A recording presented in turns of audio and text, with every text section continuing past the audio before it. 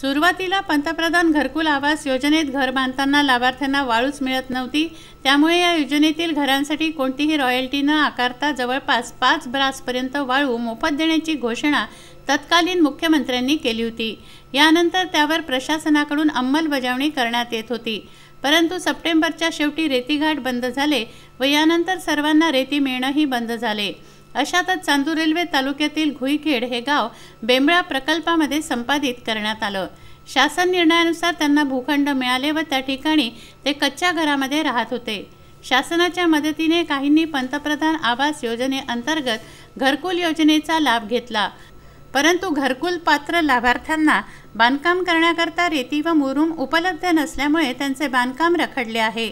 त्यामुळे रेतीसह मुरुम सुद्धा उपलब्ध करून द्यावे अशी मागणी नागरिकांनी उपविभागीय अधिकारी यांना निवेदन देऊन केली आहे।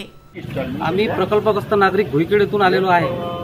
तहसीलदार साहेबांना निवेदन देण्याकरता प्रधानमंत्री आवास योजनेअंतर्गत घुईखेड गावामध्ये 600 लोकांना घरकुल मंजूर झाले असून त्यातल्या अर्ध्या टप्प्यातले घरकुल पूर्ण झालेले आहे आणि उर्वरित घरकुल आता राहिलेले आहेत। त्या घरकुल बांधकाम करण्याकरता तहसील एसडीओ साहेबांमार्फत घरकुल बांधकाम करण्याकरता आम्हाला रेती उपलब्ध करून द्या, त्याकरता आम्ही निवेदन घेऊन आलेलो आहोत। शासनानं जर आम्हाला रेती उपलब्ध करून दिली तर जे शासनाचं टार्गेट आहे घर बांधणीचं घरकुलाचं ते लवकरात लवकर पूर्ण करण्यास आम्हाला लोकांना मदत होईल, म्हणून त्वरित आम्हाला रेती उपलब्ध करून देण्यात यावी एवढी मागणी करत आम्ही सर्व गावकऱ्यांना।